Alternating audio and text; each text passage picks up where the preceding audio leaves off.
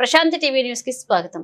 రాయలసీమ బలిజ మహాసంఘ జిల్లా అధ్యక్షుడు మున్నానగ తొండపు నాటి శంకరయ్య కమిటీ సభ్యుల ఆధ్వర్యంలో 2023-24 విద్యా సంవత్సరంలో 10వ తరగతిలో 500 పైబడి మార్కులు ఉత్తీర్ణత సాధించిన ఉమ్మడి జిల్లాల బలిజ విద్యార్థులకు అనంతపురం నగరంలోని బాలాజీ కళ్యాణ మండపంలో సమావేశాన్ని ఏర్పాటు చేసి తల్లిదండ్రుల ఆధ్వర్యంలో నగదు మెమోంటో అందజేసి వారికి అభినందనలు తెలియజేశారు. ఈ సందర్భంగా తొండపు నాటి శంకరయ్య మాట్లాడుతూ బలిజ కులస్తులకు ఎటువంటి సమస్యలు ఉన్నా రాయలసీమ మహాబలిజ సంఘ దృష్టికి తీసుకుని వస్తే ఆ సమస్యను పరిష్కరిస్తామన్నారు. ప్రతి సంవత్సరం ఈ కార్యక్రమాన్ని చేపడుతున్నామని, పిల్లలు బాగా చదువుకుని ఉన్నత శిఖరాలకు చేరుకోవాలని జిల్లా అధ్యక్షుడు తొండపు నాటి మున్నానగ శంకరయ్య అన్నారు. ఈ కార్యక్రమంలో గౌరవ అధ్యక్షులు వెంకట్రాముడు, రాయలసీమ బలిజ మహాసంఘ యువజన జిల్లా అధ్యక్షులు తొండపు నాటి రమేష్, మాజీ అధ్యక్షులు పామురాయి వెంకటేష్, ట్రెజరర్ కోనేటి సాయి ప్రసాద్, కమిటీ సభ్యులు పాల్గొన్నారు.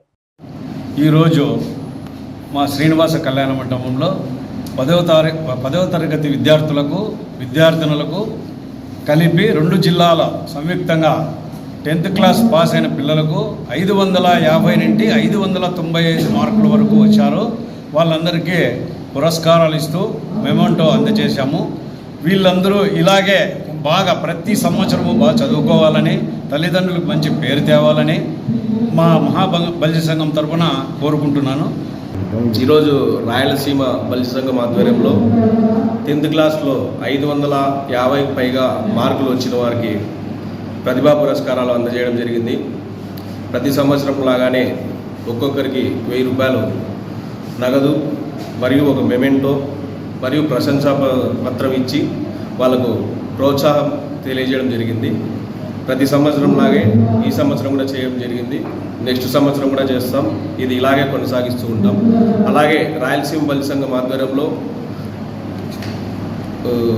అనేక వైద్య శిబిరాలు కూడా ఏర్పాటు చేయడం జరిగింది. ఉచిత వైద్య శిబిరాలు ఏర్పాటు చేయడం జరిగింది. తర్వాత ఒక 10-15 రోజుల తర్వాత కూడా రాయలసీమ బలిజ సంఘం ఆధ్వర్యంలో ఉచితంగా వైద్య శిబిరాలు కూడా ఏర్పాటు చేస్తామని చెప్పి తెలియజేస్తున్నాం.